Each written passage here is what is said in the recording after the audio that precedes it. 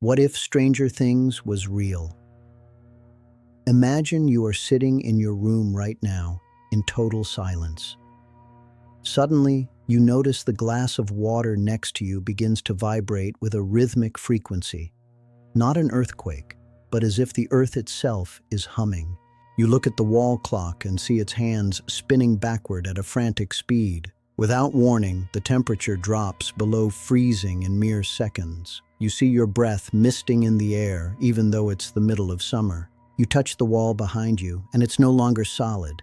It feels soft, slimy, and warm, like living tissue, as black vine-like veins begin to seep through the wallpaper. Welcome to an extraordinary and unprecedented episode on BT+. Today we are diving deep into the question that haunts millions. What if the world of Stranger Things was actually real?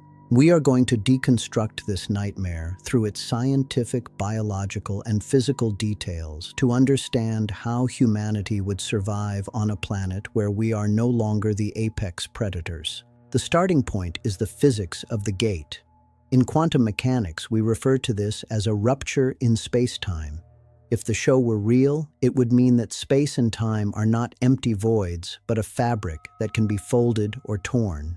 In Season 1, Mr. Clark used the analogy of the flea and the acrobat. The acrobat is confined to the rope, our 3 dimensions, while the flea can move around the sides and underneath, extra dimensions. Scientifically, for Eleven to open that rift in the Hawkins lab, she would have needed to generate Planck energy, a massive amount of energy usually only found at the center of black holes. This suggests that Eleven's brain wasn't just a human organ. It was a biological particle accelerator capable of focusing electromagnetic waves to the point of snapping the bonds between dimensions. In our reality, this would cause gravitational anomalies. Residents of Hawkins would feel their weight shifting, and birds would fall from the sky as their natural compasses failed due to the violent magnetic field connecting our world to the Upside Down. When we move into the biological details of the Upside Down, we encounter an environment that breaks every law of thermodynamics. The show depicts this world as a decaying version of ours, ruled by darkness and cold. Scientifically, this is known as a heat-death parallel universe. Since there is no sun, there are no photons, meaning photosynthesis is impossible. So, where does the energy come from? Here lies the terrifying biological detail. Dark chemosynthesis, that slimy substance and the vines covering everything, are a sentient mycelium, fungal network. In our forests, fungi connect trees, but in the Upside Down, this network is the digestive and nervous system of the entire world. If this were our reality, breathing the air there would be a death sentence.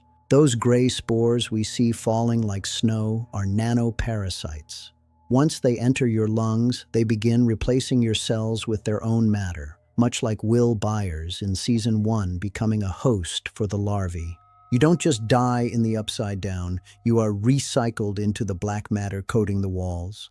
Now let's analyze the entity behind it all, the Mind Flayer. In Season 2, Will described it as a giant shadow reaching through the sky. Scientifically, this represents a hive mind at its highest level. In our world, we see this in ant colonies, but the Mind Flayer takes this to the level of quantum neural entanglement. Every demogorgon hunting in the woods, every demodog, like Dart, and every flayed human, like Billy and the townspeople in Season 3, are merely cells in this entity's body. When it melted victims to build its physical form at Starcourt Mall, it was performing a biomass assembly. If this were real, defeating it with conventional weapons would be impossible because you aren't fighting an enemy. You are fighting a biological idea distributed across trillions of cells across 2 dimensions. And what about Vecna, Year 01? He is the most terrifying detail of Season 4. Vecna doesn't attack the body first. He attacks the psyche. Scientifically, he uses emotional resonance. Think of it like 2 radios. Vecna tunes his frequency to the frequency of pain and guilt in the minds of his victims. When he lifts his victims in the air and snaps their bones, he is manipulating microgravity around their bodies using gamma waves of extreme density. If this were our reality, mental health would be our national shield. Fear in the world of Stranger Things isn't just a feeling, it's an electromagnetic beacon that guides predators to you. 11, in contrast, represents an ionic superconductor. Her brain can pump massive amounts of electrons into the vacuum, which explains why she collapses physically after every encounter. Her brain burns glucose and protein thousands of times faster than a normal human, leading to the hydraulic pressure that causes her nosebleeds.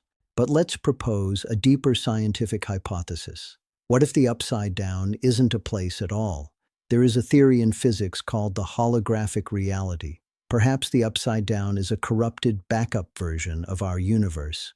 When Henry Creel Vecna first entered, he found an unformed space. He was the one who gave it the shape of Hawkins based on his hatred and memories. This aligns with the observer effect in quantum mechanics. Reality doesn't take a shape until a consciousness observes it.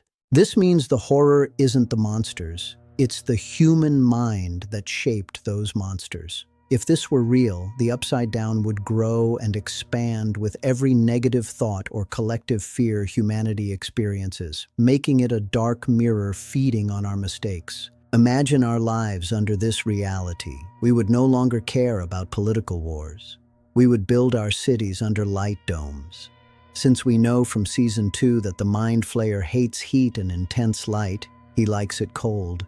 Metal halide lamps and laser arrays would become the primary weapons in every home. Schools would teach children how to use electromagnetic detection devices to spot approaching demodogs.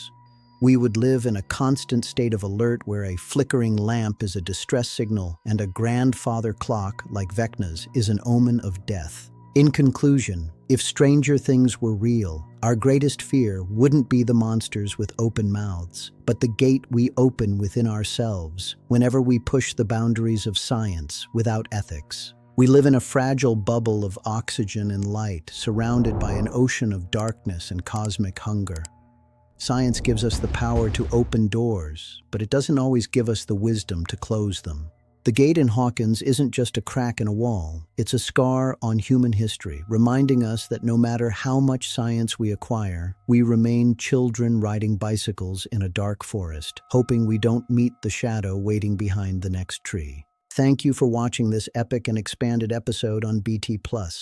Before you go to sleep tonight, make sure your windows are locked, and if you hear the sound of a grandfather clock ticking where there shouldn't be one, our advice: don't look back and find the nearest light source.